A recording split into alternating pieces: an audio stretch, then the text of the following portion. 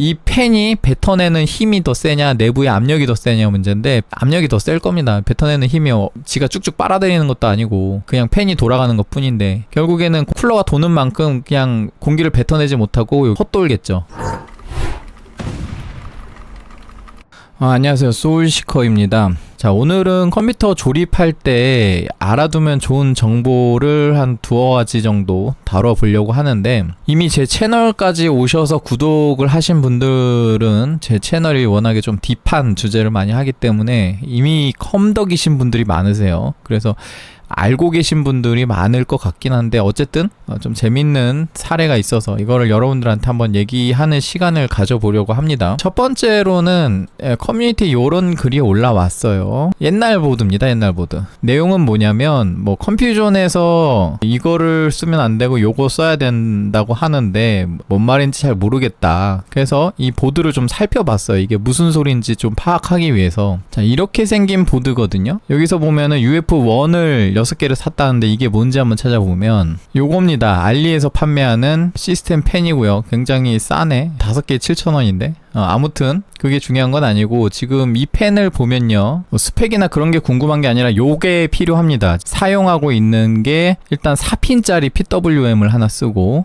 그 다음에 OV 핀이 3개짜리 ARGB를 써요. 요새 제품들이 거의 다 이렇게 나옵니다. 그래서 이 PWM이라는 게 뭐냐면은, 이렇게 생긴 포트는 팬이 돌아가게끔 전력을 공급하는 부분이라고 보시면 되고요. 그 다음에 요 상단 부분은 팬에 있는 RGB의 색상을 만들어내기 위한 전력을 공급하는 선이라고 보시면 됩니다. 그래서 용도가 다른데, 그런데 보통 이 팬에 전력을 공급하는 부분은 PWM이라고 하는 용어가 붙어있는 경우가 있어요. 근데 이거 왜 PMW냐? PMW 아니라 PWM이 맞습니다. PWM이라는 건데 PMW라고 써놨네. 역시 그 중국 기업은 그냥. 어쨌든 이 PWM은 핀이 4개짜리고, 이 PWM이 아닌 제품은 핀이 3개가 있어요. 그래서 3개짜리랑 4개짜리의 차이가 있습니다. 원래는 전력 공급하는 게 핀이 3개짜리였거든요. 3개로만 전력을 공급하는데, 거기에 핀을 하나 더 늘려서 그 핀을 통해서 이 PWM이 호환되는 보드로부터 정보를 받아서 팬의 RPM 속도를 조절을 하게 됩니다. 그래서 이 PWM이라는 거는 RPM 속도를 조절할 수 있는 그런 팬이라고 보시면 돼요. 그래서 반대로 이 PWM이 아닌 3개짜리 핀을 가지고 있는 연결 포트는 DC 포트라고 합니다. 그래서 뭐 이렇게 각각의 용도가 있는데, 여기 PWM이 빠진 3개짜리가 DC라고 하고요. 그래서 3핀 제품은 이렇게 생겼어요. 이렇게. 그 다음에 RGB 같은 경우도 OV RGB는 3핀이고, OV가 아니라 12V라는 게 있어요. 12V 전압을 사용하는 건데, 그거는 핀이 4개짜리예요. 그래서 여기 보시면은 OV RGB 같은 경우 요 중간이 비어 있습니다. 12V는 이렇게 4개로 꽂게 되어 있고, 생긴 거는 이런 식으로 선이 4개면은 12V고 선이 중간에 하나 비어 있으면 OV예요. 이거 같은 경우는 OV죠. 12V 같은 경우는 여기 보면 RGB라고 적혀 있고, OV는 ARGB라고 적혀 있죠. ARGB는 어드레서블 RGB라는 걸로 LED를 직접적으로 제어해서 색상 표현을 할 수 있는 그런 걸 ARGB라 그러고, 그냥 RGB 제품은 단일 색상으로 이렇게 나오는 경우가 많습니다. 요 사진에처럼 12V RGB는 이런 식으로 단일 색상으로 나오고, 요렇게 색깔이 변하는 거는 OV RGB, 어드레서블 RGB로 가능한 거고요. 그래서 최근에 나오는 제품들은 거의 다 OV로 바뀌었어요. 그래서 요런 중국산의 굉장히 저렴한 팬이더라도 업체가 이걸 팔아먹으려면 최근 제품에 맞는 제품을 내야 되니까, 그래서 OV RGB랑 PWM 이렇게 넣어놓은 것 같고, 사실 좀 저가형 팬에서는 이 PWM이 아니라 DC를 사용하는 경우도 있습니다. 여기까지 일단 알고 나서 메인보드를 보면, 자, 메인보드 쭉 살펴보면요, 여기서 팬을 연결 가능한 부분을 찾으면 여기 CPU 팬 1이라고 지금 적혀 있습니다. CPU 팬 1이라고 적혀 있는 부분은 대부분 CPU의 온도에 연동되는 PWM 선이에요. 이게 지금 보면은 꼽는 핀이 4개로 보이죠. 핀이 4개이기 때문에 얘는 당연히 PWM이고, 여기에 PWM을 연결을 하면은 CPU의 온도에 따라서 팬 속도 제어가 가능합니다. 메인보드에서 그런 팬 로드라인을 가져가고 있어요. 물론 여기가 PWM을 꽂을 수 있는 자리라고 해서 DC를 못 꼽냐, 그건 아닙니다. DC 3핀짜리도 그냥 꽂으면 꽂아져요. 대신 팬 속 제어는 안 됩니다. 그거는. 그 다음에 다른 쪽에 팬 연결하는 4핀 포트를 한번 찾아보면 여기 하나 있네요. 여기 CHA 팬 1이라 그래서 저는 뭐 차팬 이렇게 읽는데, 이거 같은 경우는 시스템 팬을 연결하는 부분이라고 보시면 됩니다. 메인보드에서 이 차팬 1이라는 거에 대한 팬 로드라인이 또 있을 거예요. 그거는 보통 CPU와 다른 로드라인을 가져가는데, 거기서 어떤 온도를 기반으로 할지는 보통 메인보드에서 옵션으로 조정을 할 수 있습니다. 이 후면 위치에 있는 거는 대부분 이 케이스에 후면 팬을 연결하기 쉽게 이쪽에 위치해 있는 경우가 많기 때문에 아마 케이스 후면 팬을 여기다 꽂으시면 될 거고, 이 하단에 보시면 차팬 2가 있어요. 근데 얘 자세히 보시면은 이 차팬 2는 핀이 3개밖에 없습니다. 얘는 PWM이 아닌 거예요. 그래서 이 메인보드에서 PWM을 사용을 하려면 CPU 팬 1을 쓰거나 아니면 차팬 1을 쓰거나 해야 되고, 이 차팬 2에는 DC를 연결한다. 뭐 DC는 3군데 모두 연결이 가능하긴 합니다. 어차피 걔는 팬속 제어가 안 되는 거니까. 그 다음에 RGB를 한번 찾아볼게요. 여기 우측 상단에 보면 핀이 4개짜리죠. 이거 12V입니다. 12V. 쭉 살펴보면 다른 RGB 연결하는 부분은 지금 안 보입니다. 제가 못 찾은 거 아니죠? 없는 것 같아요. 그래서 이 메인보드는 PWM 포트 2개, DC 포트 하나, 12V RGB 2개가 연결이 가능합니다. 물론 12V RGB가 2개라 그래서 RGB 팬을 2개만 연결 가능한 게 아니라 데이지 체인 방식이라고 해서 요렇게 생겼거든요. 그러면 이게 팬 하나라고 하면은 다른 팬 하나를 여기다 또 연결하고 이런 식으로 줄줄이 연결할 수 있어요. 그게 데이지 체인 방식이라고 하는데, PWM도 마찬가지입니다. 이 팬을 연결해서 마지막 하나를 메인보드에다 꽂으면 메인보드의 전력이 쭉쭉쭉 이어져서 전달이 되면서 팬이 동작하게, 그런 식으로 구성이 가능해서 사실 포트가 적더라도 여러 개를 장착은 할 수는 있어요. 그런데 여기서 또 주의하셔야 될 점은, 포트 하나에다가 막 팬을 한 6개 이렇게 주렁주렁 달면은 여기서 나오는 전력이 무한대로 공급이 되는 건 또 아니거든요. 아마 여기서 나오는 전력값이 있을 건데, 그게 보통은 이 포트 하나에 한 3개 정도 이내로 쓰시면은 적당하다고 보면 됩니다. 만약에 이 포트 하나에 팬을 6개 정도 주렁주렁 달아 놓으면 컴퓨터를 구동시켰을 때 만약에 그 6번째 팬까지 전력이 공급이 원활하게 되지 않으면은 뒷부분에 연결되어 있는 팬이 잘 안 돌 수가 있어요. 막 돌다 멈췄다 이럴 수도 있습니다. 그래서 이런 포트 하나에는 3개 이하 이렇게 사용하는 거를 보통 권장을 해요. 물론 이제 팬이 RPM이 그렇게 높지 않은 경우에 그렇게 전력을 많이 빨아먹지 않을 수도 있으니까, 그런 것들은 뭐 한 4개 뭐 이렇게도 연결 가능할 수도 있으니까, 정 아쉬우면 일단 연결해 보시고 이게 좀 희마리가 없다 하면은 부하를 줘서 온도를 최대로 높여서 팬을 돌려봤는데도 팬이 잘 돌아간다, 잘 돌아가는 것 같다, RPM이 잘 나오는 것 같다, 그러면 그냥 쓰셔도 되는 거고요. 팬을 한 포트에다 여러 개를 연결하게 되면 방금 제가 얘기한 것처럼 전력 문제가 있을 수 있으니까, 그런 경우에 보통 뭘 쓰나요? 허브를 씁니다. 허브. 자, 지금 이 메인보드에 팬을 6개를 장착을 하려고 하시는 분이에요. 지금 여기서 3핀은 없고 4핀만 있는 것 같습니다 라고 얘기를 했는데, 이게 RGB 팬인지 PWM인지 구분을 해서 적은 건 아닌 것 같습니다. 그래서 추정을 해야 돼서 이렇게 메인보드를 살펴봤고요. 근데 보면은 이제 밑에 적혀있는 내용이 요거를 살려 했는데 호환이 안 돼서 뭐 이거를 누군가에게 추천을 받았나 봐요. 그런데 컴퓨전에서 이것도 리젝을 했대요. 그러면서 컴퓨전에서는 요거를 써야 된다 라고 얘기를 했답니다. 이제 왜 컴퓨전이 이렇게 얘기했는지 알아볼게요. 자, 이게 첫 번째 제품인데 한번 살펴보면은 팬 허브고요. 지금 사진을 보니까 여기 보시면은 구멍이 막 여러 개가 뚫려 있는데, 여기 3개짜리만 있는 거, 이거 딱 봐도 OV RGB 포트입니다. ARGB 포트. 그 다음에 그 위에 있는 거는 여기 살짝 튀어나온 부분 있죠. 이게 PWM이나 DC 포트를 여기에 딱 이렇게 걸쳐지게 꼽게 되어 있거든요. 그러니까 딱 봐도 펜 포트입니다. 그래서 RGB 펜, RGB 펜 이런 식으로 해서 한쪽 면에 5개 장착이 가능하고요. 그 다음에 그 반대쪽에도 5개가 장착이 가능해서 총 10개의 펜을 연결할 수 있는 허브입니다. 그럼 제가 아까 펜을 여러 개 연결하면 전력 공급에 문제가 있을 수 있다고 얘기하잖아요. 그래서 보통 이런 허브는 어떤 식으로 해결을 하냐면 지금 여기 왼쪽에 보시면 이게 SATA예요. SATA. 그래서 파워의 SATA 방식의 전력 공급을 여기다 꽂아서 연결을 해서 파워로부터 직접 전력을 공급을 받는 겁니다. 그러니까 메인보드로부터 전력을 공급받는 게 아니라 파워로부터 전력을 공급받는 거예요. 그래서 자, 이 제품을 쓰면은 PWM도 되고 ARGB도 돼요. 그래서 6개의 펜을 여기다 이렇게 딱 꽂으면 되는데 중요한 거는 왜 컴퓨전에서 이걸 리젝을 했냐면 OV예요, OV. 펜 쪽은 DC도 되고 PWM도 된다 그랬죠. 펜 쪽은 어쨌든 연결 가능한데 RGB 쪽이 OV로 연결해야 돼요. 그러면 이 허브에서 OV로 연결하고 그러면 반대편도 OV로 연결해야 될 거 아니에요. 근데 이게 12V인걸? 그러니까 컴퓨전에서 이 제품 안 된다 하고 리젝한 겁니다. 자, 이거 두 번째 제품. 이것도 보면 ARGB 6개, PWM 6개를 동시 제어할 수 있다. 자, 요렇게 생겼는데 보시면은 ARGB 포트 6개, PWM 포트 6개가 있네요. 마찬가지로 이것도 OV로 들어오는데 메인보드에는 아까도 보셨다시피 12V죠. 그러니까 이것도 첫 번째 제품하고 다를 바가 없어요. 그럼 이제 컴퓨전에서 추천한 제품 한번 보겠습니다. 뭐 되게 단촐하게 생겼네요. 9,500원짜리고요.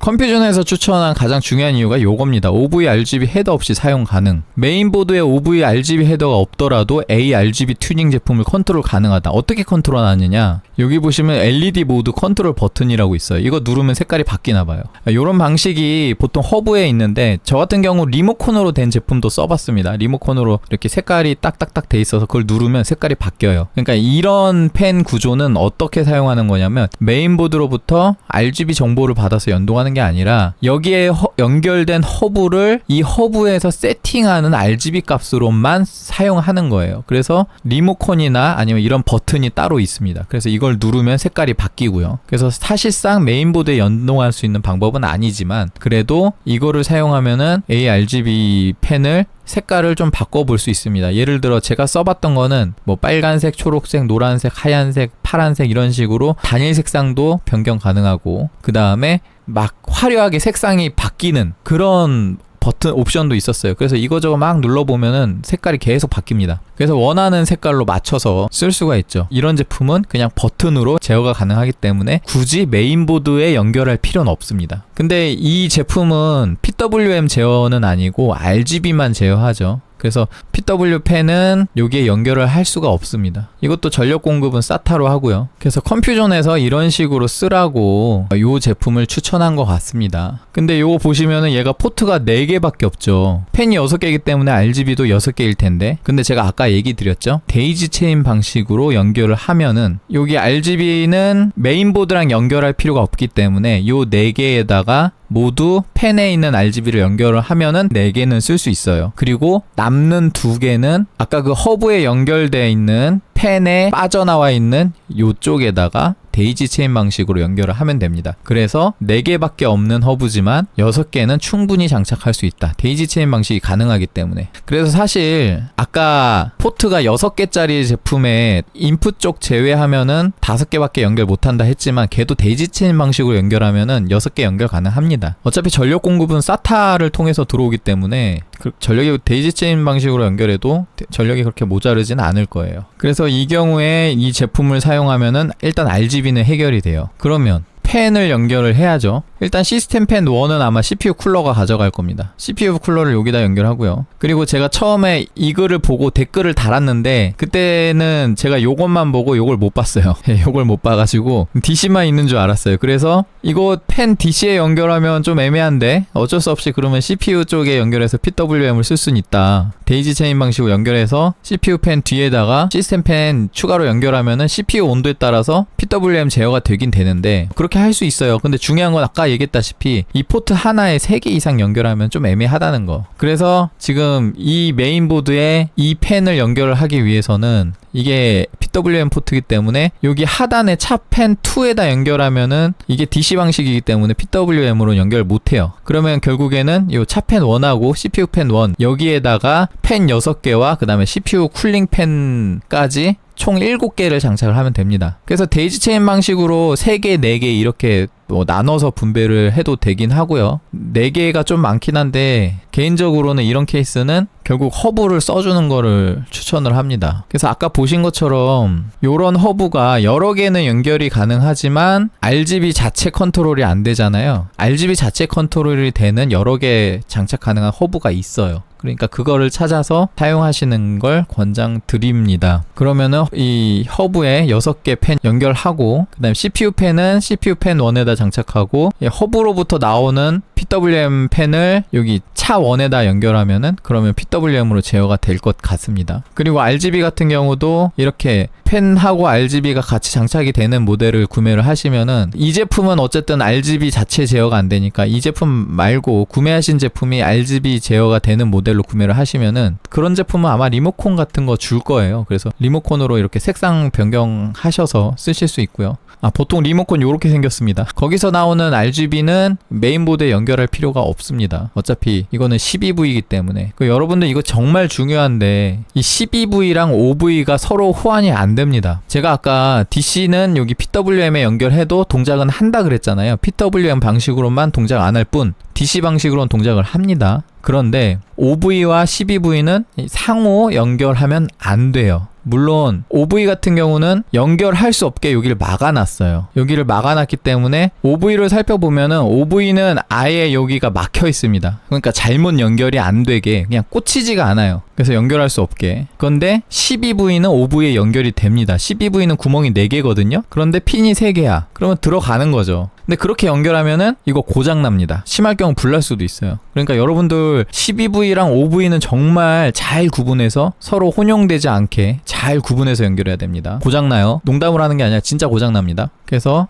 좀 재밌는 케이스인 것 같아서 오늘 RGB하고 PWM 연결에 대해서 조금 얘기를 해봤고요. 보통 이렇게 펜 정리 같은 거는 조립업체에서 알아서 다 하죠. 이제 직접 조립을 해보고 싶으신 분들은 이런 거 알고 계시면 도움이 되실 겁니다. 근데 이게 구형 보드라서 그렇고 최신형 보드에서는 거의 OV 위주로 구성이 되어 있고 또 고가형으로 갈수록 포트도 많기 때문에 엄청 저가형으로 사거나 옛날 제품 사거나 그러지 않으면은 대부분 최신 제품은 거의 PWM하고 OV가 대세예요. 거의 헷갈릴 일 없게. 자, 그 다음에 이야기 해볼 주제는 이 팬의 흡기와 배기에 대한 얘기입니다. 이 쿨링 팬은요, 바람을 빨아들여서 바람을 뱉습니다. 선풍기 같은 거죠. 그래서 바람의 방향이 있어요. 보통은 이게 정석입니다. 딱 봐도 이게 팬의 뒷면처럼 보이죠. 이렇게 팬의 뒷면처럼 보이는 부분 쪽이 나가는 공기예요. 나가는 공기. 그 다음에 팬의 앞면처럼 보이는 부분이 들어오는 쪽입니다. 그래서 이 제품 기준으로 봤을 때는 공기가 오른쪽에서 왼쪽으로 이렇게 흐르게 되겠죠. 대부분 일반적인 팬은 요렇고요. 그런데 리버스 팬이라 그래서 디자인 요소적으로 이걸 뒤집어 놓은 팬이 있습니다. 그래서 리버스 팬 같은 경우는 여기가 흡기, 여기가 배기예요. 그래서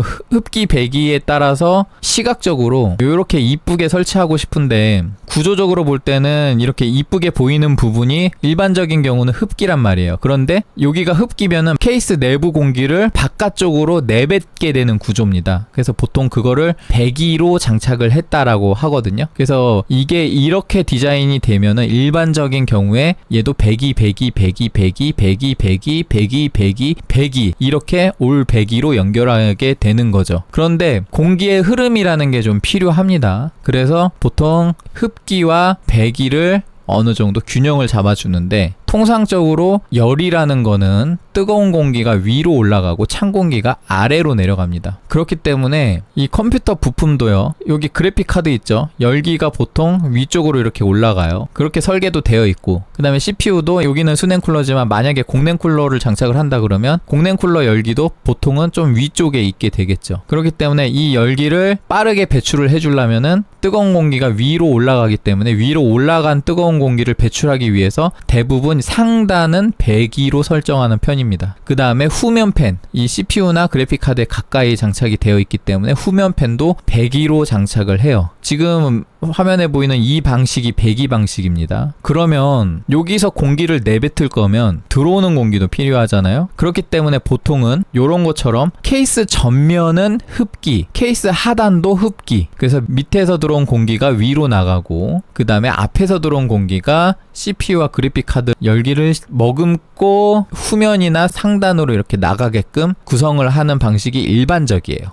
그런데 이거는 전면 팬 장착이 가능한 케이스인 경우고 요새 어항 케이스 많이 쓰죠. 어항 케이스 같은 경우는 전면 팬이 없어요. 전면에 팬을 장착을 할 수가 없기 때문에 이런 식으로 측면에 팬을 장착하게 되는데 보통 이 측면에서 흡기를 합니다. 그래서 측면 흡기, 그 다음에 하단도요. 지금 이 제품 같은 경우 여기 파워가 밑에 들어가요. 그래서 실질적으로 여기서 흡기가 여기 파워 쪽은 막혀가지고 잘 안 들어와. 여기 밑에도 막 케이블 있고 여기 하드디스크 설치하고 이러면은 흡기가 잘 안 된단 말이에요. 근데 어항 케이스는 전면 흡기를 포기하는 케이스이기 때문에 흡기를 해야 되거든요. 그 대안으로 하단의 흡기를 이렇게 하고 원래 밑에 있던 파워를 이 메인보드 뒤쪽으로 넘겨버립니다. 그래서 어항 케이스는 이런 구조가 많아요. 그래서 이 제품 같은 경우도 밑에 파워가 없죠. 그래서 하단에 흡기를 장착을 하면은 밑에서 공기 빨아들여서 이렇게 열기 식히면서 위나 뒤쪽으로 나가고 그 다음에 측면에서도 공기 빨아들여서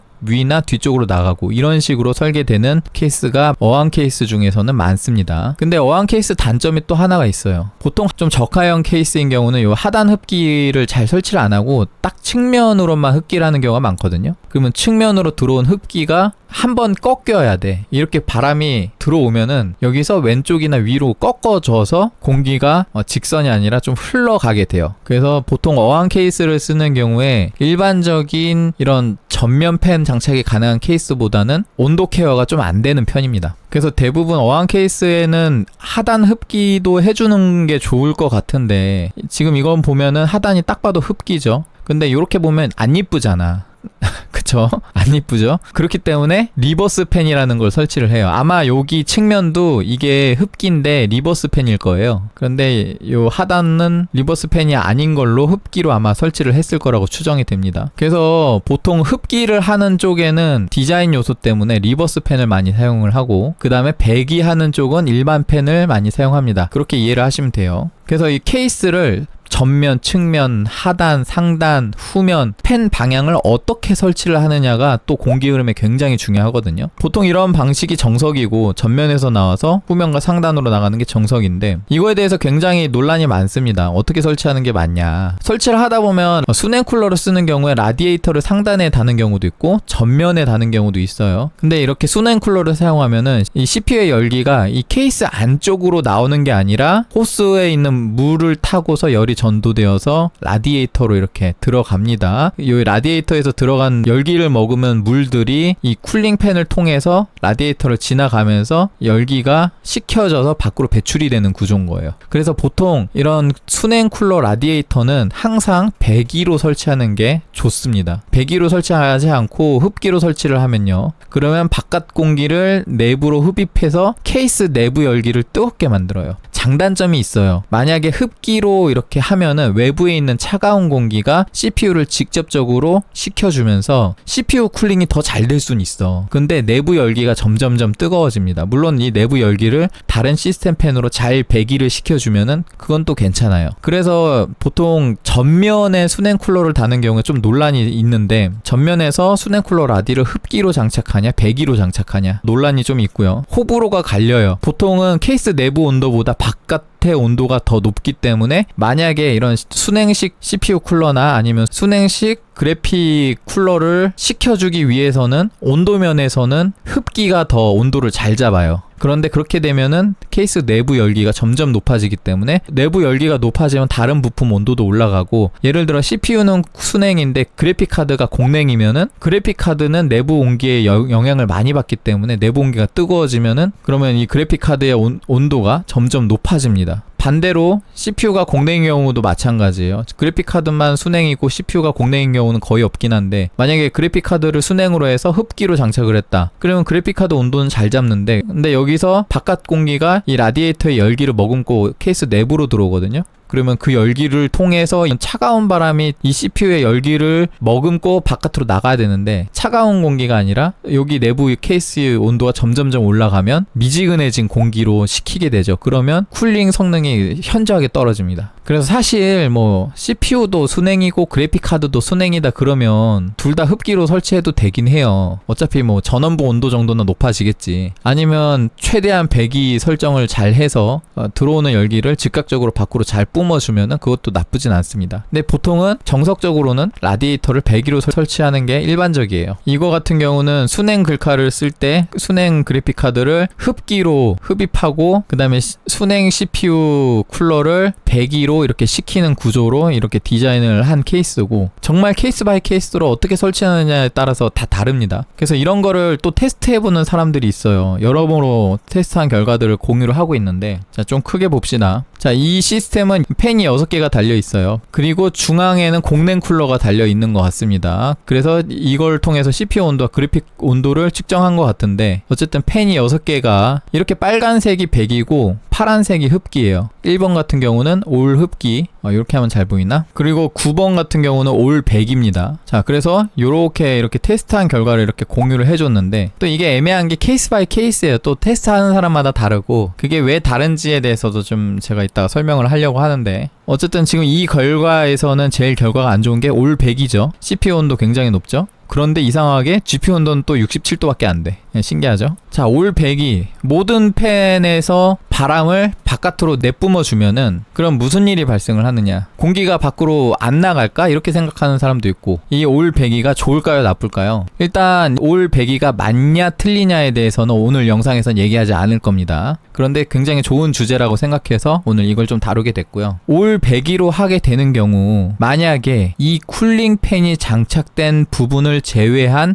다른 구멍이 하나도 없이 밀폐 상태라고 하면은 올 배기로 설치를 하게 되면 내부에서 강제적으로 공기를 밖으로 끄집어내면은 케이스 내부는 진공이 됩니다. 그런데 일단 이 시스템 팬이 강제로 공기를 끄집어내는 구조가 아니잖아요. 그러면 바깥으로 나갈 공기가 없이 6개가 계속 내부 공기를 잡아당겨. 그러면서 팬이 돌아. 그러면 그 공기가 밖으로 나갈까요? 안 나갑니다. 못 나가죠. 이 공기를 빨아들이면 진공이 되겠지만 빨아들이는 힘이 없잖아. 그러면 그런 압력 차에 의해서 공기가 바깥으로 못 나가요. 팬이 아무리 돌아봐야. 마찬가지로 올 흡기도 마찬가지입니다. 케이스에 다른 구멍이 하나도 없이 밀폐된 상태에서 6개의 쿨링 팬만 돌아서 공기를 안쪽으로 집어넣는다. 공기가 그러면 내부 공기가 나갈 데가 없잖아요. 그러면 쿨링 팬이 열심히 돌아봐야 공기가 안으로 들어올까요? 안 들어옵니다. 못 들어와요. 내부에는 이미 공기로 꽉 찼기 때문에 들어올 구석이 없기 때문에 팬 아무리 돌아봐야 못 들어와요. 그러면 내부적으로 완전하게 밀폐 상태에서 들어오는 공기와 나가는 공기를 3개씩 구성을 하면, 그러면 들어오는 만큼 나가게 설계가 가능하겠죠. 물론 내부의 공기 흐름에 따라서 이게 원활하게 나가지 못할 경우에 이 들어오는 공기와 나가는 공기가 일정하지 않을 수는 있어요. 그런 예외사항은 일단 좀 배제를 하고 생각을 하겠습니다. 자, 아무튼 지금 방금 제가 얘기한 것처럼 올 배기나 올 흡기는 팬을 제외한 다른 구멍이 하나도 없는 밀폐된 케이스인 경우에 들어오거나 나갈 수 없다라고 지금 얘기를 했지만, 지금 보면은 온도를 잡고 있죠. 이게 나갈 공기가 없으면 내부가 엄청 뜨거워져야 되잖아. 그 다음에 들어올 공기가 없으면 마찬가지로 내부가 계속 뜨거워질 거죠. 근데 왜 쿨링이 되겠어요? 들어오는 공기가 있으니까 쿨링이 되는 겁니다. 제가 아까부터 계속 전제를 깔잖아요. 구멍이 없을 때. 자, 팬을 제외한 다른 구멍 찾아봅시다. 바로 보이죠? 여기 구멍 있잖아요.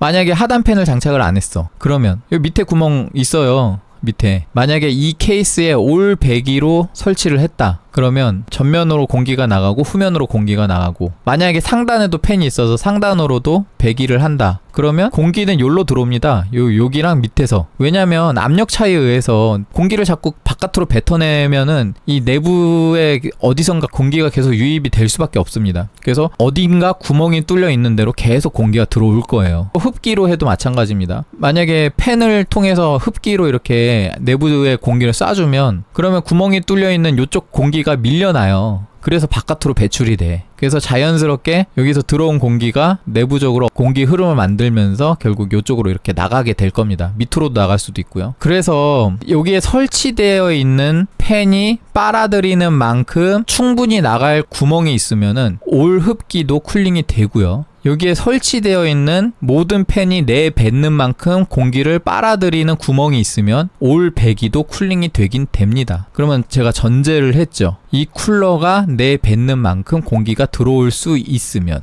결국 이 케이스의 타공이 얼마나 됐는지가 또 중요해요. 타공이 별로 없어. 자, 이거 같은 경우 보세요. 전면 막혀 있죠. 측면에 여기가 살짝 공간이 있긴 한데 만약에 여기도 다 막혀 있다고 칩시다. 그러면 공간이 여기밖에 없잖아. 그쵸? 공간이 여기밖에 없습니다. 올 배기로 설정을 하면 공기가 여기선만 들어오는 거예요. 구멍 별로 크지 않잖아요. 그 다음에 올 흡기로 하면은 그러면 여기선만 나가는 거야. 그러면 그 내부 공기 흐름이 뭐 어떻게 동작을 하던 간에 이 공기가 원활하게 나갈 수 있으면 괜찮은데 원활하게 나갈 수 없으면은 결국에 들어오는 공기 유입량이 적어집니다. 내부에 공기가 머무를 가능성이 높아지죠. 반대로 올 배기인 경우에 이 들어오는 공기량이 그렇게 많지 않으면은 결국에 나가는 공기량이 또 그렇게 많지가 않게 돼요. 얘네는 공기를 배기로 뱉어내고 싶은데 뱉어내는 만큼 공기가 들어오지 않으면 이 팬이 뱉어내는 힘이 더 세냐 내부의 압력이 더 세냐 문제인데 압력이 더 셀 겁니다. 뱉어내는 힘이 지가 쭉쭉 빨아들이는 것도 아니고 그냥 팬이 돌아가는 것 뿐인데 결국에는 쿨러가 도는 만큼 그냥 공기를 뱉어내지 못하고 헛돌겠죠. 결국에는 이 쿨러가 돌아가는 만큼 공기를 뱉질 못하게 되게 됩니다. 그러면 어떻게 돼요?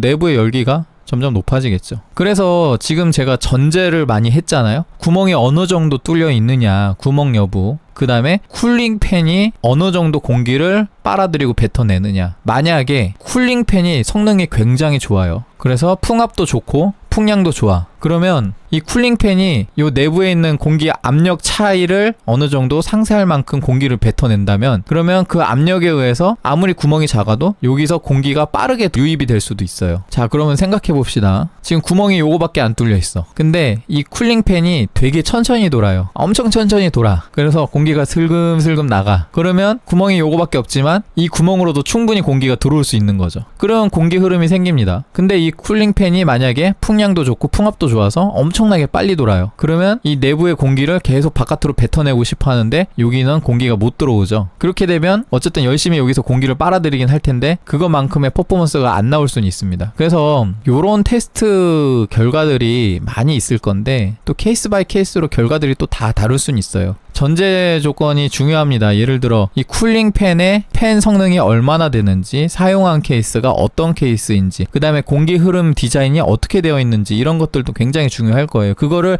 완벽하게 변인 통제해서 이거는 요거다라고 결론을 내릴 수 있는 사람은 그렇게 많지는 않을 거예요. 일단 저도 할 생각은 별로 없고요. 손이 너무 많이 가서. 근데 또 변인 통제 제가 백날 해봐야 여러분들 시스템이랑 또 다를 거 아니에요. 네, 물론 그럴 수는 있겠지. 내가 같은 시스템이야. 내가 올 배기, 올 흡기, 그 다음에 전면 흡기, 상단 후면 배기 요렇게 세팅했을 때 뭐가 더 온도가 잘 나오냐. 그거는 본인은 해볼 수 있겠지. 그러니까 여러분들은 해볼 수 있어요. 내가 어떻게 팬을 설치하느냐에 따라서 온도가 어떤 게 제일 효율적이냐. 그거는 해볼 수가 있을 겁니다. 이것만 잘 기억하시면 돼요. 공기 흐름이 원활하게 흘러가는 게 제일 중요하고 그 다음에 열기는 뜨거운 공기가 위로, 찬 공기가 아래로 내려간다. 그래서 여러분들이 이렇게 저렇게 뭐 테스트 해보실 수 있을 건데 사방에 뚫려있는 구멍을 통해서 공기가 들어오거나 공기가 나가는 게 무리가 없어. 그러면은 이 4번하고 1번 또는 4번하고 9번이 성능이 비슷하게 나올 수도 있는 겁니다. 그러면은 성능이 비슷하게 나오면 왜 4번을 쓰느냐? 왜 이런 식으로 전면, 하단 흡기, 상단, 후면 배기를 왜 쓰느냐? 그거에 대해서 이제 추가적인 정보를 드릴게요. 자, 이제 컴퓨터를 샀습니다. 좀 컴퓨터를 이렇게 열심히 사용을 했어요. 그리고 나서 나중에 컴퓨터 좀 뭐가 좀 이상한 것 같아서 한번 뜯어봤어. 그랬더니 와, 먼지가 엄청 많아요. 근데 옆에 있는 컴퓨터는 비싸게 썼는데 먼지가 별로 없어. 요런 부분만 살짝 먼지가 떨어져 있고 먼지가 별로 없어요. 그럴 수도 있습니다. 보통은 자, 이미 케이스 사진 하나 갖고 왔는데 요거 뭔지 아세요? 요거? 이거 필터입니다. 먼지 필터. 요것도 먼지 필터. 요것도 먼지 필터. 얘는 먼지 필터가 없네. 왜 없는지 아세요? 얘는 거의 배기로 쓰니까 먼지 필터가 없는 거고. 중고급형 케이스는 대부분 먼지 필터가 다 있단 말이에요. 제가 최근에 한 4만 원대 케이스 샀는데 걔도 먼지 필터가 다 있었어요. 유지맥스 7이라고 제가 영상 올린 거 있습니다. 그것도 먼지 필터가 다 있었는데 이 먼지 필터가 하는 역할은 뭐냐면 바깥에 있는 먼지가 케이스 내부로 유입이 되지 않게 그래서 걸러주고 그리고 나서 나중에 편하게 분리될 수 있도록 해서 얘만 따로 세척할 수 있도록 그렇게 존재를 합니다. 그래서 나중에 먼지가 쌓이면 먼지 필터만 빼가지고 씻어서 말려놓은 다음에 다시 넣어놓으면 돼요. 이렇게 먼지를 걸러주면 그러면 외부에 있는 먼지가 케이스 내부로 안 들어오겠네? 하고 썼는데 웬걸 열어보니까 먼지가 잔뜩 있을 수가 있습니다. 그게 왜 있냐? 혹은 어떤 케이스에는 왜 먼지가 없냐? 그거에 대해서 한번 살펴볼게요. 자, 여기 먼지 필터가 하나 있습니다. 외부의 먼지가 내부로 유입되려면 이게 흡기여야 될까요? 배기여야 될까요? 흡기여야 됩니다. 흡기. 외부의 공기를 흡해서 케이스 내부로 들어가는 게 흡기예요. 만약에 여기 있는 전면 팬이 배기로 되어 있다고 생각해 봅시다. 먼지가 여기로 들어올까요? 케이스 내부 공기가 바깥으로 나갑니다. 케이스 내부에 먼지가 굉장히 많았으면 걔를 외부로 뱉어내면서 이 필터에 묻힐 수는 있겠는데 보통 그렇지는 않잖아요. 그러니까 보통 외부 공기가 내부로 들어오는 걸 막는 거기 때문에 대부분 이 먼지 필터는 흡기 일대 효과가 있습니다. 그러면 흡기 쪽만 먼지 필터를 잘 해주면 될 거 아니야. 그래서 흡기 쪽 먼지 필터를 잘 이렇게 세팅을 했어요. 그리고 나서 컴퓨터를 쓰다가 열어보니까 먼지가 많아. 왜 먼지가 많을까? 자, 요거 7번 한번 볼까요? 이걸 좀 예제를 쓸라 했는데 좋은 케이스가 없어서 요거 7번 한번 보겠습니다. 7번. 뭐 보통 요렇게 펜 세팅 잘 안 하는데, 자, 빨간색이 4개, 파란색이 2개죠. 빨간색은 배기니까 여긴 필터가 필요 없다고 치고, 파란색엔 필터가 있다고 칩시다. 여기 상단 필터 있고 그 다음에 후면 필터 있다고 쳐요. 그러면 들어오는 공기가 먼지 필터 거치면서 먼지 빼고 공기만 들어옵니다. 그 다음에 배기로 나갈 때는 상관이 없어요. 바깥으로 배출을 하니까. 근데 이런 7번 같은 케이스에 먼지가 어디서 유입이 되냐면 여기서 유입됩니다. 여기 구멍 뚫려 있잖아요. 7번은요 보시면은 왜 제가 7번을 골랐냐면 흡기 팬 2개, 배기 팬 4개잖아요. 그러면은 여기에 들어오는 공기가 많을까요? 나가는 공기가 많을까요? 나가는 공기가 많죠. 그러면 들어오는 공기는 이 팬 2개로 커버가 안 되니까 어디서 들어와요? 여기 뚫려 있는 여기서 들어옵니다. 여기서. 그러니까 만약에 흡기 팬보다 배기 팬이 많으면은 케이스에 비어있는 공간에서 먼지가 들어와서 쌓여요. 케이스에는 여기저기 구멍이 많습니다. 그래서 만약에 그 구멍을 통해서 내부로 공기가 들어오는 구조로 케이스가 제작이 되어 있으면은 내부에 먼지가 많이 쌓일 수도 있어요. 그러면 요거 3번 한번 볼게요. 3번. 자, 흡기 4개, 배기 2개입니다. 흡기 방향에는 먼지 필터를 했다고 칩시다. 그래서 전면 먼지 필터, 상단 먼지 필터가 있어요. 그러면 들어오는 공기와 나가는 공기를 봤을 때 들어오는 공기가 많을까요? 나가는 공기가 많을까요? 들어오는 공기가 많습니다. 그러면 들어오는 공기가 많으면 나가는 팬을 통해서 나가지 못한 공기가 어디로 나가요? 여기로 나가요. 여기.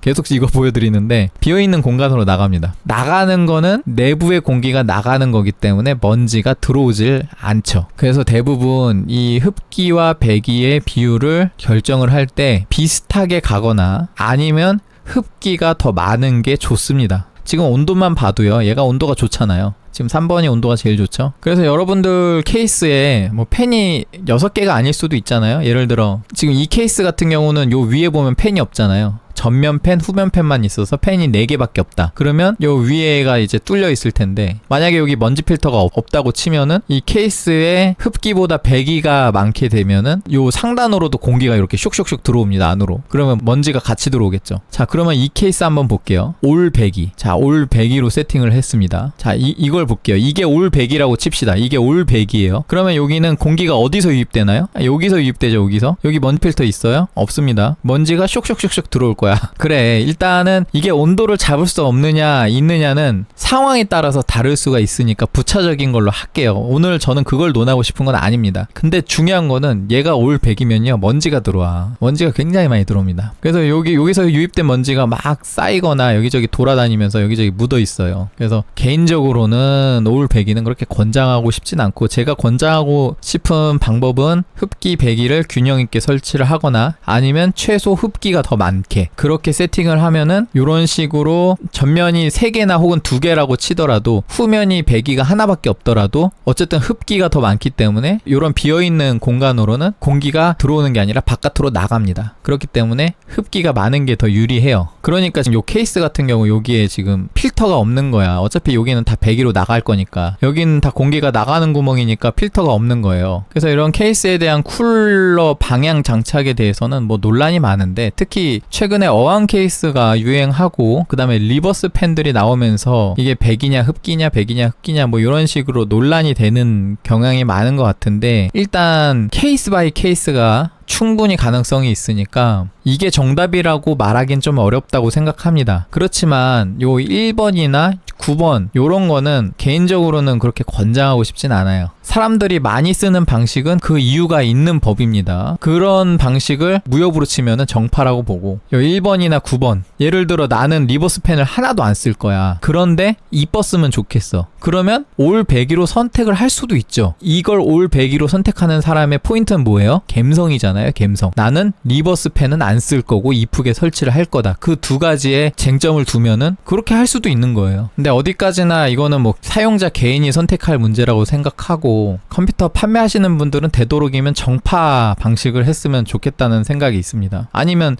최소한 사파 방식을 쓸 거면 고객에게 동의는 받아야 된다고 봐요. 자, 그래서 오늘 이런 쿨링팬 설치 방향 방법 같은 얘기, 그리고 이 메인보드에 쿨링팬을 연결할 때 PWM과 RGB 이런 케이스의 두 가지 사례에 대해서 한번 얘기를 해봤습니다. 물론 제 말이 무조건 정답이라는 건 아니고, 뭐 내가 했을 때 별 차이가 없었느니 요게 더 좋았느니 이런 얘기 많이 있으실 거예요. 그런 분들 의견도 다 존중합니다. 왜냐면 아까 얘기했잖아요. 케이스 바이 케이스라고. 워낙에 변인 통제하기가 어려운 부분이기 때문에. 마지막으로 하나 더 언급하고 갈게요. 지금 얘기하고 있는 케이스는 어디까지나 케이스가 이렇게 뚜껑이 덮인 상태의 얘기고, 만약에 뚜껑을 열어 제낀다, 이렇게 옆판을 뜯어버려요. 그러면 공기 유입 방향이 어떻게 돼요? 여러분들 옆판을 뚫어버리는 순간 팬이 흡기고 배기고 뭐 전면이 어쩌고 측면 하단 뭐 후면이 어떻고 이런 거는 전혀 중요하지 않습니다. 공기가 유입이 어디로 돼요? 요 옆판으로 들어와요. 옆판으로. 그 유체이기 때문에 공기는 다양한 방법으로 흐를 수가 있는데, 결국에 케이스의 외부에 있는 공기에 상응하는 공기 온도를 가지고 CPU와 그래픽카드를 쿨링할 수가 있어요. 그래서 여러분들 오픈 케이스가 쿨링에 굉장히 유리합니다. 반대로 말해서 오픈 케이스로 옆판을 뜯어버리는 순간 쿨링 팬을 어떻게 장착했냐는 전혀 중요하지가 않게 돼요. 반대로 말하면